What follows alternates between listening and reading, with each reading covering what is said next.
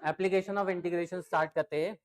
बहुत ही अच्छा चैप्टर है, स्कोरिंग है भाई। क्यों? क्योंकि पहले तो इसमें क्या था, 3 एक्सरसाइज आती थी, और हमारे पास सिंगल एक्सरसाइज है, बस फर्स्ट एक्सरसाइज आने वाली है। बहुत ही सिंपल से क्वेश्चंस होंगे, और उसके लिए समझना जरूरी है हमें कि डिफरेंट टाइप्स के लाइंस और कर्व्स क्या होते हैं, क्योंकि पहले कर्व प्लॉट करना होगा, तभी तो हम उसका एरिया फाइंड करेंगे ना।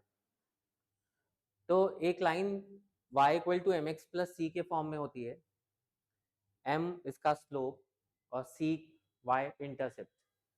बट पॉसिबली बहुत बार तुम लोगों को ऐसे टाइप की इक्वेशन मिलेगी in which c intercept is 0, that means in this case the line will pass through origin। तो डायरेक्टली लाइन बना देना, ओरिजिन से पास करना, डजंट मैटर कि उसका स्लोप क्या है, हमें उससे कोई मतलब नहीं है। हमें एक रफ डायग्राम बनाना है, कोई ऐसा परफेक्ट डायग्राम नहीं चाहिए हमें उसका। Plus y upon b equals to 1 intercept form, ये इससे भी लाइन को प्लॉट करना बहुत ईजी होता है। कैसे? जैसे मेरे पास एक लाइन है 4x plus 3y equals to 12, and equation को मैंने 12 से डिवाइड कर दिया, तो क्लियरली ये जो लाइन बनेगी हमारे पास वो इस तरह से कुछ बनेगी, जिसका x इंटरसेप्ट 3 होगा और y इंटरसेप्ट 4 होगा। इस तरह से भी प्लॉट कर सकते हैं हम लाइन को। या फिर अगर कोई फॉर्म याद ही नहीं आता है भाई, तो कैसे प्लॉट करते? 10th में क्या करते थे हम, x को 0 रख दिया, y को 0 रख दिया, या लीनियर प्रोग्रामिंग में कैसे करते हैं हम लोग, तो x को 0 पुट कर दो, y आ जाएगा 4, y को 0 पुट कर दो, x आ जाएगा 3, तो भी प्लॉट कर सकते हैं। किसी भी टाइप में अगर तुम्हें ये याद नहीं आता है कि इसको प्लॉट कैसे करें, तो ये मेथड है हमारे पास। सर्कल की इक्वेशन होती है x minus h whole square plus y minus k whole square equal to r square, h comma k centre, r radius. General equation का यूज नहीं होगा, इसलिए हम स्टैंडर्ड इक्वेशन पे ध्यान देंगे अभी, क्योंकि हमें स्टैंडर्ड इक्वेशन ही गिवन होगी। अगर जनरल इक्वेशन आती भी है तो वो ये काम आती है हमारे कि हम उसका सेंटर और रेडियस फाइंड कर सकते हैं सर्कल का। इस जनरल इक्वेशन में x के साथ जो भी टर्म है दैट इज 2g, y के साथ जो है वो 2f, कांस्टेंट टर्म c। इस केस में सेंटर होता है minus g comma minus f, radius होती है under root g square plus f square minus सी।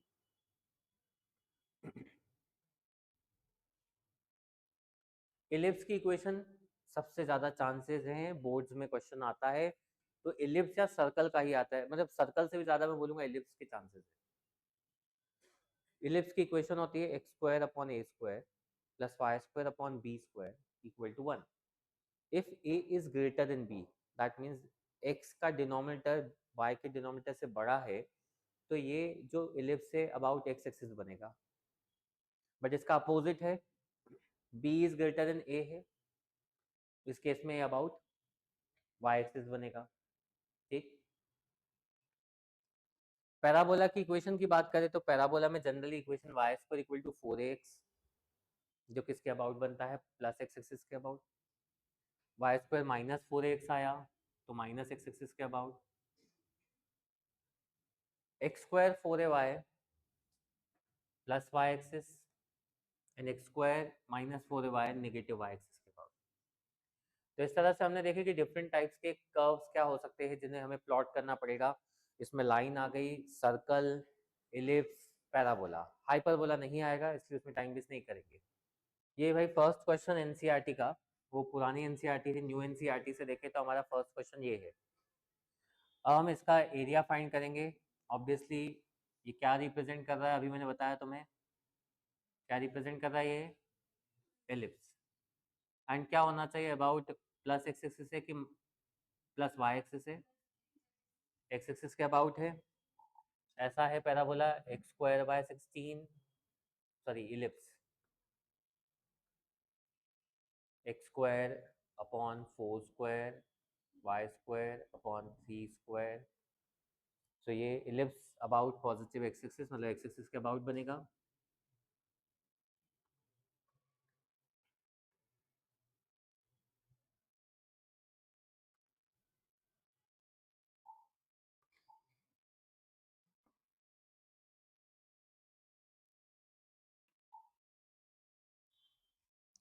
इसका सेमी मेजर एक्सिस क्या है हमारे पास 4 और सेमी माइनर एक्सिस क्या है हमारे पास 3। सो ये पॉइंट क्या है तुम्हारे पास 4,0 और ये पॉइंट क्या है तुम्हारे पास 0,3।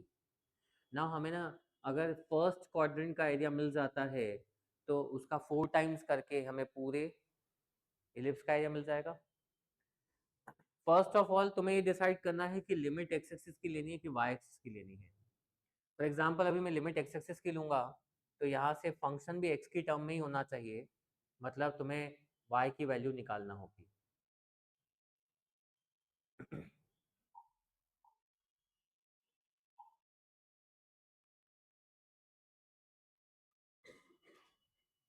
यहाँ से मैंने y की वैल्यू निकाली, y क्या आएगा हमारे पास 3/4 under root 16 minus x square. अब y एक्स एक्सिस पे जो लिमिट है दैट इज फ्रॉम 0 to 4। तो जब हम एक्स एक्सिस की लिमिट लेते हैं तो फंक्शन भी x के टर्म में होना चाहिए, यानी वैल्यू y की होनी चाहिए।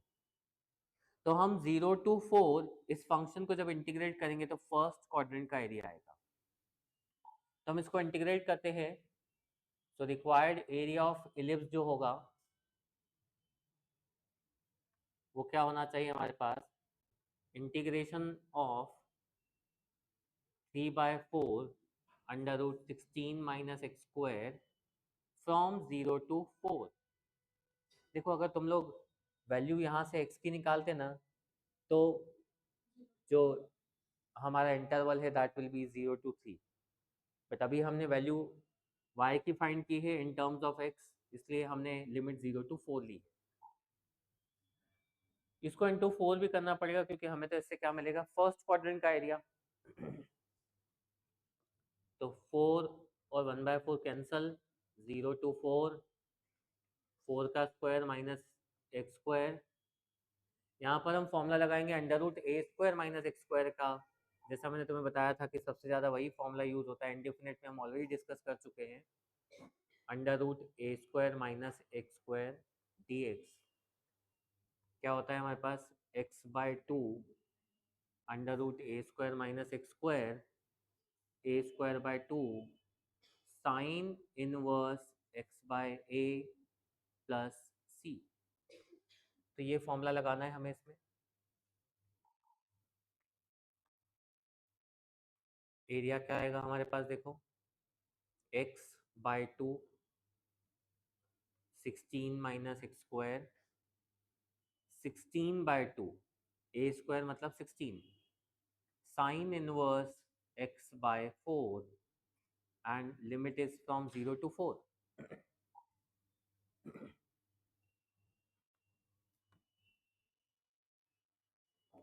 लिमिट अप्लाई करते हैं इसमें 4/2 16 minus 16 plus 8 sine inverse 1 minus 0 put करें तो 0/2 16 माइनस 0 16/2 साइन इनवर्स 0/4। क्या आएगा इससे हमारे पास, आगे सॉल्व करके देखो। ये वाला पार्ट तो 0 हो गया, साइन इनवर्स 1 इज π/2 और ये आगे का पूरा पार्ट 0 हो जाएगा। सॉल्व करके आंसर आएगा 12 पाई। आगे स्क्वायर यूनिट्स लगाना मत भूलना, नहीं तो इसका हाफ मार्क बोर्ड्स में कटता है। तो 12 पाई स्क्वायर यूनिट्स आया। अब एरिया ऑफ इलिप्स का एक शॉर्टकट भी ध्यान रखेंगे। एरिया ऑफ इलिप्स होता है a into b into pi. Answer check करने के लिए यूज कर सकते हैं a into b, a into b into pi. Answer आ गया देखो 12 पाई। इस तरह से फाइंड कर सकते हैं हम area of ellipse. Area of reason bounded bye curve y square equal to 4x, y axis and the line y equals to 3। y axis के अबाउट कर्व है, कर्व तो एक्स एक्सिस के अबाउट है, लेकिन क्वेश्चन में जो पूछा है उसमें क्या दिया है इन्होंने, उस चीज का ध्यान देना।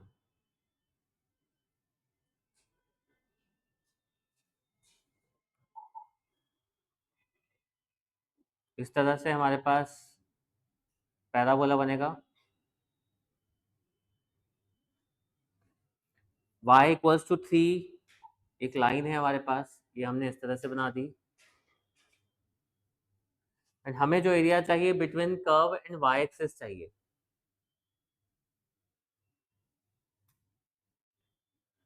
मतलब हमें कौन सा एरिया चाहिए, ये वाला 0 to 3, और कर्व क्या है एक्स स्क्वायर इक्वल टू और y square equal to 4x। अब जैसा कि हमारे पास लिमिट y की है तो फंक्शन भी y के टर्म में ही होना चाहिए, यानी x की वैल्यू फाइंड करोगे जो आती है वाई स्क्वायर बाय 4। नाउ इसको इंटीग्रेट करना from 0 to 3 with respect to dy, तो हमारे पास रिक्वायर्ड एरिया आ जाएगा। यानी रिक्वायर्ड एरिया क्या आएगा हमारे पास, y³ by 12 from 0 to 3, that is 27/12, यानी 9/4 स्क्वायर यूनिट्स। तो the correct option is B. Clear है? ये वाला क्वेश्चन देखेंगे, बहुत इंपॉर्टेंट है। Find the area of the region bounded by the line y equal to 3x+2। सबसे पहले हम इस लाइन को प्लॉट करते हैं, y इक्वल टू 3x+2। अगर ये लाइन में हम लोगों ने x को 0 पुट कर दिया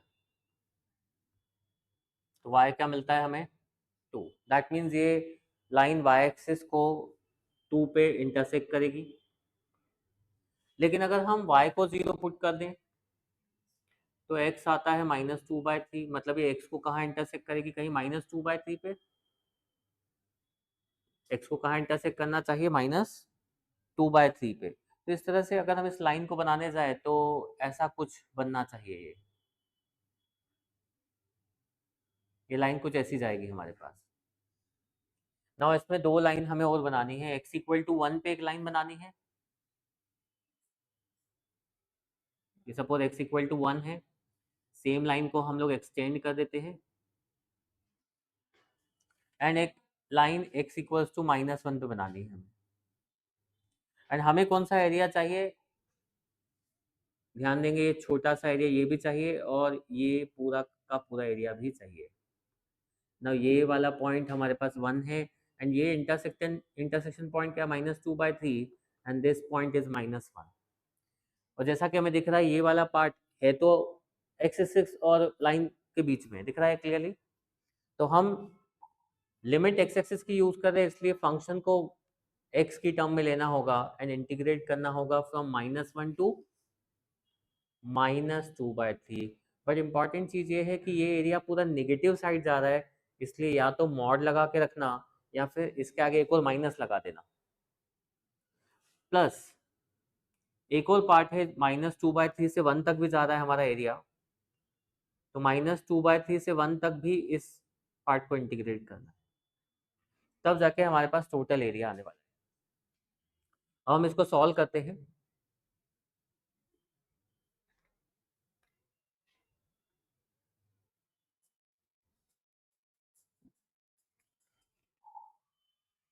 फर्स्ट पार्ट को सॉल्व करें, क्या आएगा हमारे पास, integration 3x² by 2 + 2x limit -1 to -2/3। Mod लगा के रखना, नेगेटिव आंसर हो सकता है आए, उसको पॉजिटिव करना है हमें। 3x² by 2 + 2x and from 2/3 to 1 limit apply करें इसमें, तो ये सॉल्व करके आएगा हमारे पास 2/3 -4/3 माइनस ये वाला पार्ट सॉल्व करें, -3/2 + 2 प्लस 3/2 + 2 -2/3 -4/3। इसको सॉल्व करें हम लोग अभी, ये क्या आएगा देखो, 2/3 3/2 इन सबका एलसीएम ले, क्या मिलने वाला है, 6 4 -8 -9 +12। ऐसे ही इसका भी एलसीएम लो, क्या आने वाला है 6, 9 +12 -4 -8। सॉल्व करके क्या मिलेगा, देखो माइनस का 17 प्लस का 16 है, और जैसा कि यहाँ पर हमारे पास मॉड लगा हुआ था, मैंने बोला भूलना नहीं इसको, ये क्या आएगा हमारे पास प्लस का 1/6 आ जाएगा। तो माइनस आया लेकिन मॉड है तो इसलिए प्लस का बन जाएगा। सिमिलरली ये वाले पार्ट की हम बात करें तो ये क्या आता है हमारे पास सॉल्व करके, कौन सा 26/6, यानी आंसर क्या आता है हमारे पास 13/3। 13/3 आंसर है इसका।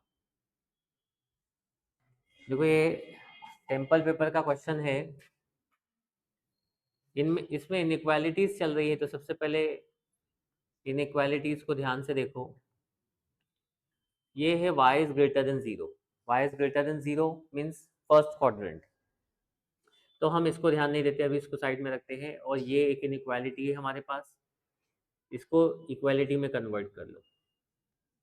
सेकंड, इसमें भी y is greater than 0 and y is less than x plus 1 less than equal to, इसको भी इक्वालिटी में कन्वर्ट किया हमने। Third one, x is greater than 0, यानी ये भी फर्स्ट क्वाड्रेंट बताता है। इस तरह से हमारे पास 3 लाइन्स और कर्व्स 3 है टोटल, कर्व लाइन लाइन। इसको प्लॉट करें तो ये एक पैराबोला को रिप्रेजेंट करता है। बट ये पैराबोला कैसे स्टार्ट होगा उसको समझना। इसमें अगर हम x0 पुट करें तो y1 आता है, एंड जैसा कि ये x² equal to y type का है, मतलब ये किसके अबाउट बनेगा, पॉजिटिव y एक्सिस के अबाउट बनेगा। और ये कहाँ से पास होगा, ये ऐसे 1 से पास होगा, ये पॉइंट क्या है 1। इसके बाद y equal to x plus 1 है, इसमें अगर मैं y0 पुट करूँ तो x क्या आता है -1, और x को 0 पुट करें तो y क्या आता है 1। मतलब ये लाइन कुछ इस तरह से पास होगी, ये लाइन कुछ इस तरह से पास हो जाएगी। एंड एक और लाइन है हमारे पास, that is x equal to 2। अब क्वेश्चन ये आता है कि मैंने एक लाइन इधर इतनी दूर क्यों बनाई और ऐसे ही क्यों बनाई है, उसका भी रीजन बताता हूँ। जैसे हमें इन दोनों का इंटरसेक्शन पॉइंट निकालना होगा, ये दोनों को इक्वेट करो, दोनों के y y को इक्वेट करके ना मुझे ये पॉइंट निकालना है। तो भाई यहाँ से x² माइनस x 0 आ जाता है, 1 तो कैंसल,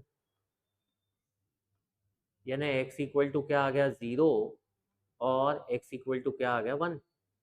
दैट मीन्स ये जो पॉइंट है ये क्या है हमारे पास x इक्वल टू 1। एंड हमें चाहिए कौन सा एरिया, वो भी ध्यान देंगे। अब वो एरिया कौन सा चाहिए उस पर देखे, तो इनइक्वालिटीज में 0 0 पुट करो। इनइक्वालिटीज में 0 पुट करें तो 0 इज लेस देन 1 ट्रू है।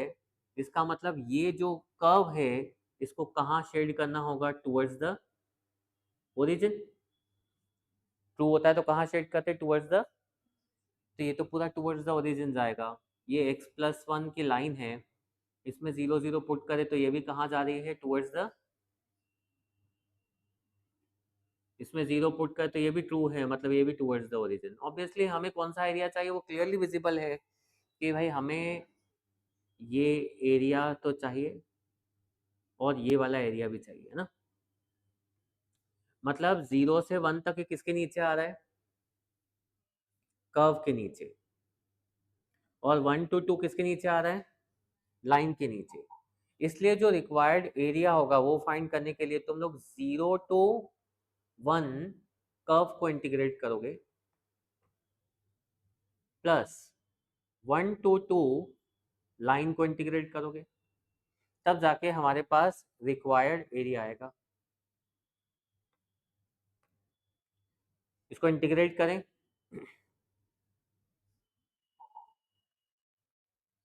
x³/3 प्लस x, और ये क्या आएगा हमारे पास x² by 2 plus x। Limit apply करो, 1/3 + 1 0 अप्लाई करने की नीड नहीं है। 4/2 2 आ जाएगा, -1/2 -1, 1 1 कैंसल, 4 प्लस क्या आएगा हमारे पास, माइनस का 1/6, 4 माइनस क्या आएगा 1/6, दैट इज 23/6 स्क्वायर यूनिट्स हमारा आंसर है। तो जब भी ऐसे इनइक्वालिटीज आए ना कभी भी एग्जाम में, तो पहले तो उसको इक्वालिटी में कन्वर्ट करो और जो शेडेड पोर्शन है वो फाइंड करके उसका एरिया निकालना है। ऑब्वियसली तुम लोग जिसको इंटीग्रेट करोगे उसके नीचे का area, that means first quadrant का एरिया मिलेगा।